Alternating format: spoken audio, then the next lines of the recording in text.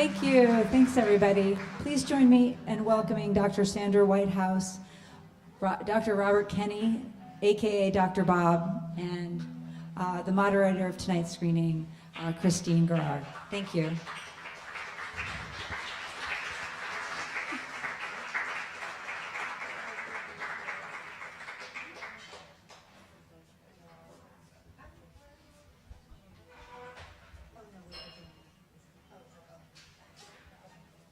Hello.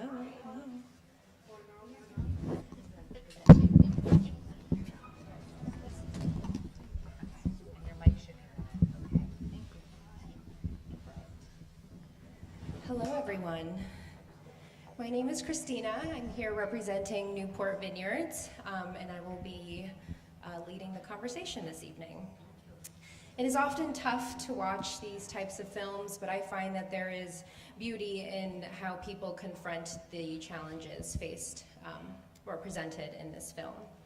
So I want to thank Dr. Bob, who is the Emeritus Marine Research Scientist at URI Graduate School of Oceanography, and Dr. Sandra Whitehouse, who serves as the Senior Policy Advisor for the Ocean Conservancy and also just arrived from Palau after multiple flights, so we are very honored to have you here with us this evening. So I have a couple of questions to ask our panelists before I pass it over to the audience for you all to ask a few questions yourselves. So let's just dive in. No pun intended. Climate change. More specifically, the oceanographic changes in the Northwest Atlantic are key factors contributing to the decline of these North Atlantic right whales. As we saw in the film, whales have changed their distribution patterns, and it seems likely in response to the changes in prey location and availability due to warming of the ocean. Dr. Bob, based on your research and observations, how serious is this? As a maritime community, is there anything we can do, or at least be informed of, to aid in the protection of marine mammals and wildlife as a whole? Well, the really scary part is that that's the part of the right whale problem that there's almost nothing we can do about right now. The oceans have warmed up, they're going to keep warming up. Even if we stopped pumping CO2 into the atmosphere now, things won't change for decades at best. So the part that we can do something about is the entanglement in the ship collision part, and that's the part that everyone is really working on now. If we can stop killing them by accident and let them live their lives, then they can deal with climate change. The climate's changed on them before in the past, and they've always adapted to it. But what's added on top of that now is the human-caused mortality. Well, I'm glad you mentioned that. That leads to my next question. Another theme that really hit home, and I'm sure it could hit home for most of the people here, is the abandoned fishing gear or ghost gear. I can personally say I have seen fishing gear, nets washed up both on Aquidneck Island and in Jamestown. And I really admired how the Quebecois fisherman, Martin Noel, was inspiring, because although fishing is his livelihood, he was open to and willing to work with new fishing gear and really think of new technology and innovative ways to continue fishing. So I guess, Dr. Whitehouse, is there a way, either through policy or advocacy, to collaborate across all sectors to make an impact on ocean health and protect that which provides all life for us on Earth? How long do you have? Well, first of all, a note of thanks to the Vineyard for hosting this, to Newport Film for bringing this film to everyone's attention, and to 11th Hour Racing as a sponsor, as well as a sponsor of our work on gear. Before I answer that question, though, I would like to just say I served on the Biden-Harris transition team in charge of NOAA, the wet side. So I spoke to some of my colleagues there that Atlantic right whales was very much a hot topic during those few weeks of getting the new administration ready. And I spoke to some of my colleagues at NOAA this morning, and this data is the newest data they have, but it is from 2 years ago. And the latest number is that there's only 337 whales left, and there's only 137 of those are females. So we're not going in the right direction. I will say that NOAA, and specifically the National Marine Fisheries Service, is in charge of this sort of from a regulation standpoint. The issues of right whales, and especially entanglement with gear, has been really difficult. In 1997, the agency put out what was called the Atlantic Large Whale Take Reduction Plan, which was with the intent to reduce risk to whales. Since then, there's been numerous opinions, there's been numerous litigation. We are still at the point where the lobster men and women are actually suing the agency, and the NGOs are criticizing the agency. So we have a long way to go on that front. I guess one of the things that's really critical is, like, we shouldn't be making regulatory decisions based on data that's 2 years old. I think that's unacceptable. I think one of the promising things with respect to policy, some of the work that the Ocean Conservancy is doing is under the guise of an organization called the Global Ghost Gear Initiative. And ghost gear is gear that's basically abandoned, lost, or discarded. This initiative is an alliance of environmental groups, commercial fishermen, academia, as well as governments. And we are working together to do a number of things. And I will do a shout out to 11th Hour Racing that has funded some of this work. We're actually working with the commercial lobstermen in Maine to remove gear, to do what we call gear retrievals. We did one last summer. We're going to do another this summer. Going to do one in Rhode Island too. We also work on putting out best practices. You know, what should we be doing to minimize gear loss in the first place? And we're working to promote new technologies, such as what we saw on the film about the floating buoys.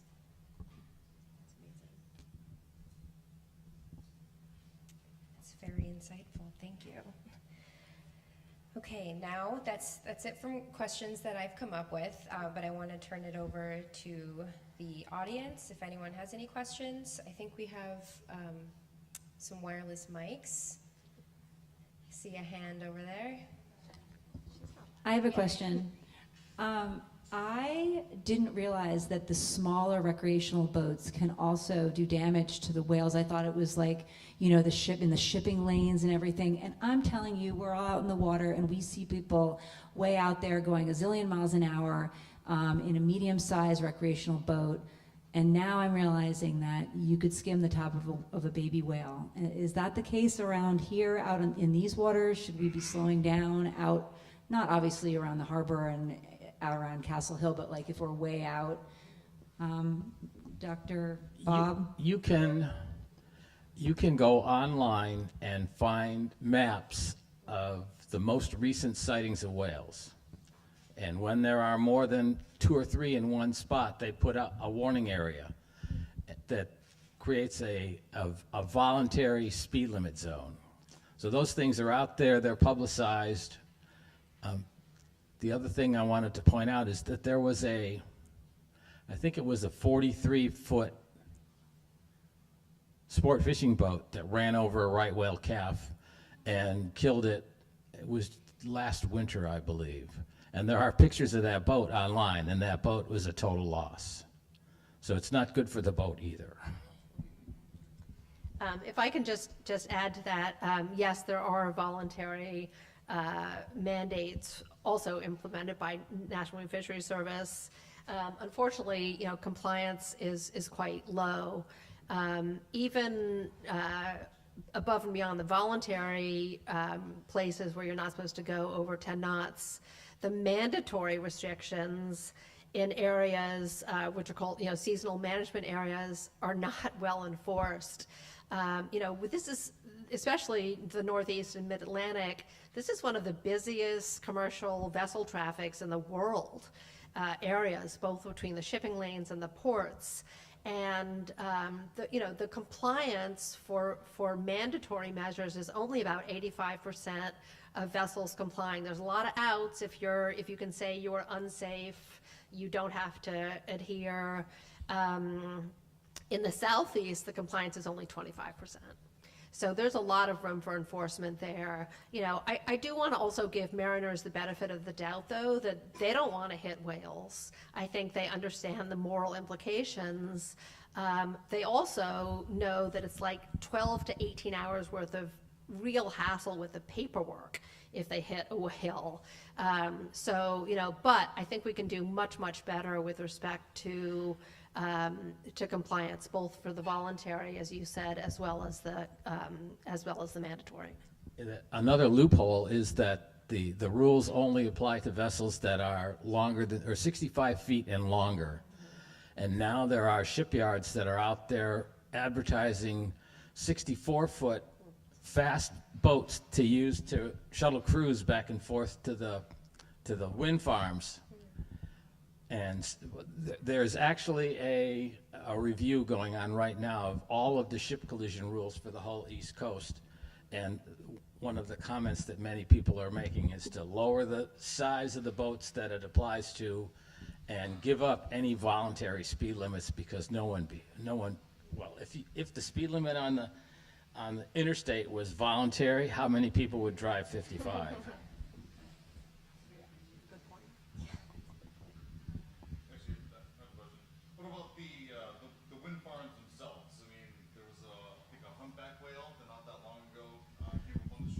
That was crap. That was blamed on the Block Island Wind Farm by some website that was connected to Tucker Carlson. They don't make a giant hum under the water. Is Jim still here? The sound from the wind farm while it's operating, there's lots of noise when they're doing the pile driving, and that's something to be careful of. And there's all sorts of rules in place about what you have to do to mitigate the impacts of pile driving. But the sound from an operating wind turbine is quieter than ambient noise within 50 meters of the base of the turbine. We have a question over here. Can I just add something else to the wind farm question, though? And this gets back to also where I think we need more science. A paper was published this February about wind farms in the North Sea, and how you're extracting wind, so you're reducing energy, and it's unclear still whether that is going to. It definitely is changing the dynamics of the wind, and therefore the mixing in the water. So, one of the things we heard in the movie was about how some whales are basically too skinny. The whales need copepods to be in a really concentrated area to get enough nutrients. And whether this change in mixing, because of all of the wind changes in the wind, is going to make it more stratified or more turbulent is really unknown. But if you're changing the mixing, and stratification, you're changing the nutrients, therefore you're changing the phytoplankton concentration, therefore you're changing the zooplankton concentration, and therefore you can impact, the ability of whales to feed appropriately. So we need a lot more understanding of how, at scale, the 30 megawatts that we're going to, we've committed to developing on the East Coast by 2030 is going to impact those types of really deep scientific knowledge gaps. Because even the texture of the water, far beyond where the wind turbines are, is going to change, which essentially could change whether fish are there or plankton or anything else. So that could really change where the whales are and their feeding habits and that kind of thing. We had a question over here. Yep, we have two questions over here. What can we do to help the whale?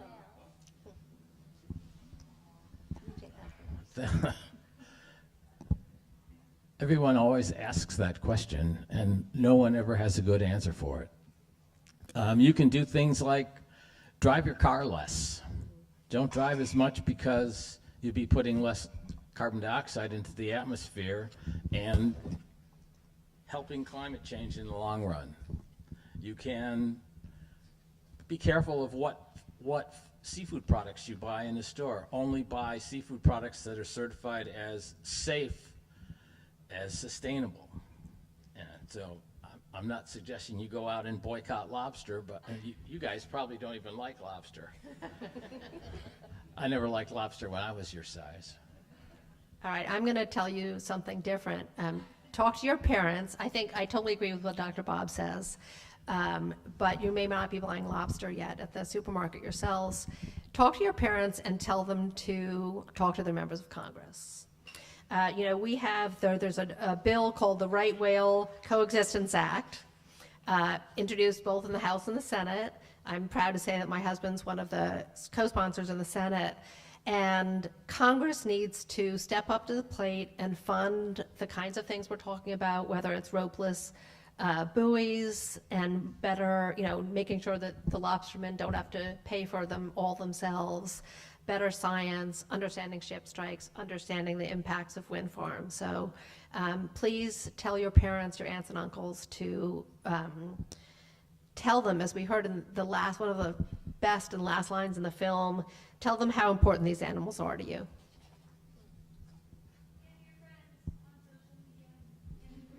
Thank you. And your friends on social media, we're hearing from the audience.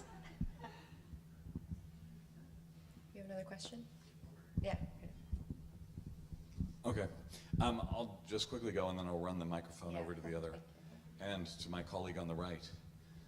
I'm on the far left, which is rare.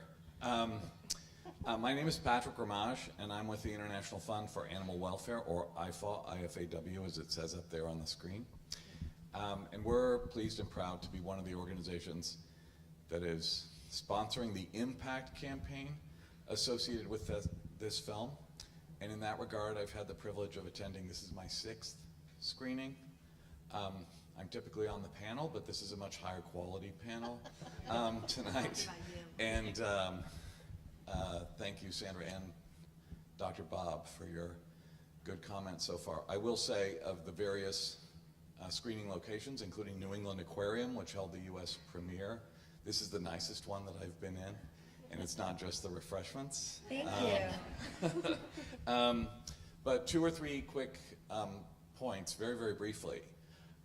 First, in response to our participants here in the front row and their question, in addition to the good things that have already been cited by Sandra and Dr. Bob, there are a couple of things that the impact campaign for the movie is emphasizing. And if you use or have your parents use their iPhone or Android phone and take a picture of that QR code, it will lead you to a survey about the movie, but there's also an action step at the end where you can correspond, beautifully written, scientifically based correspondence to Prime Minister Trudeau in Canada and President Biden in this country, encouraging them to continue to emphasize through their governments support for the kinds of initiatives that were highlighted in the movie.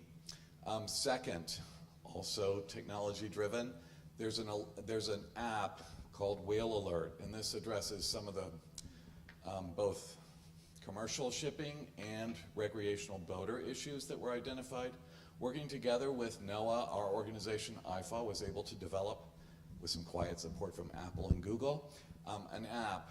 It's a free download. It's called Whale Alert, and it shows the mariner or the recreational boater where they are, where right whales and other whales have been heard or sighted, and allows them, when they see a whale, to upload the data and contribute to the conservation of these animals. It's at whalealert.org.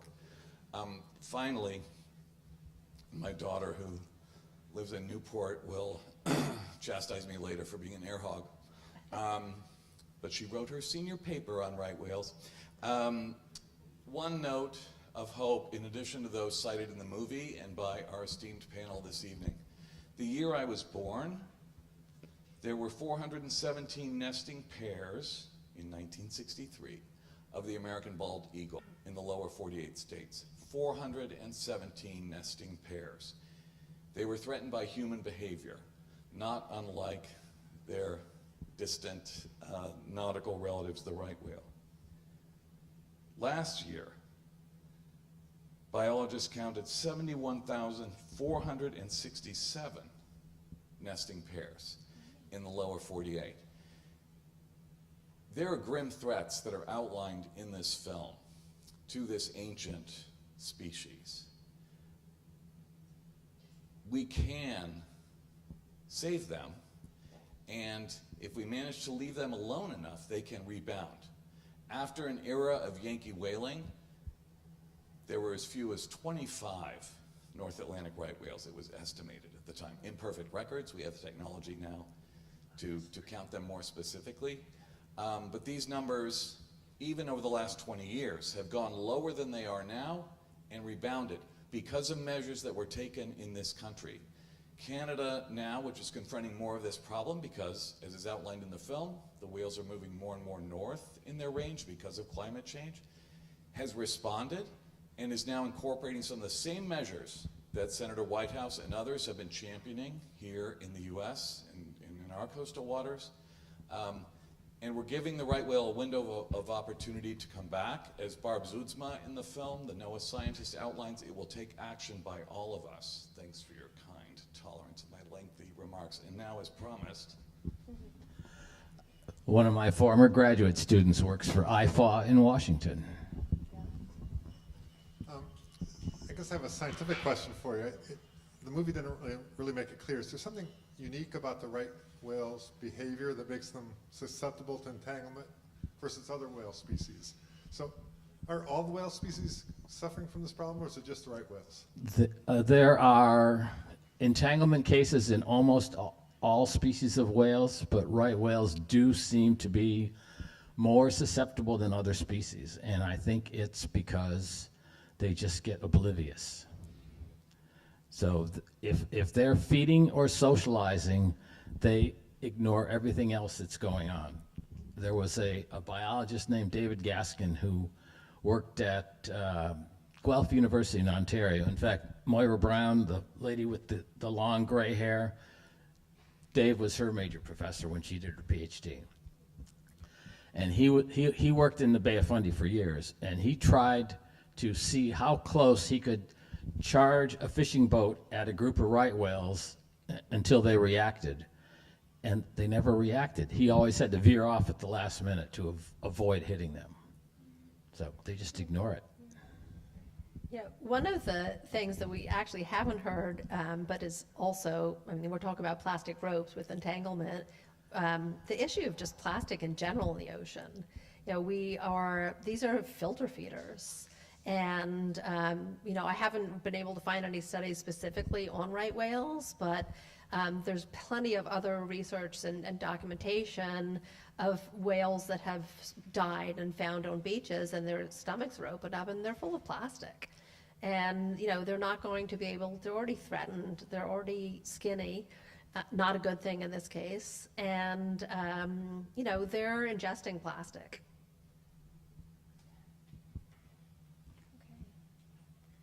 I believe that's all we have time for this evening. But I do want to thank everyone again for joining us this evening. I know it's easy to feel a little bit of despair when watching films like this, but seeing you all here today gives me hope. And I think taking everything we learned today and all of the emotion and translating it into actions and making a positive impact in our community. So through education and communication and collaborative efforts, we can all make an effort 1 degree at a time. So Thank you. thank you all for coming. Thank you to our sponsors, 11th Hour Racing, Newport Vineyards, Newport Film for joining us here today. And please participate in more Aquinic Island Earth Week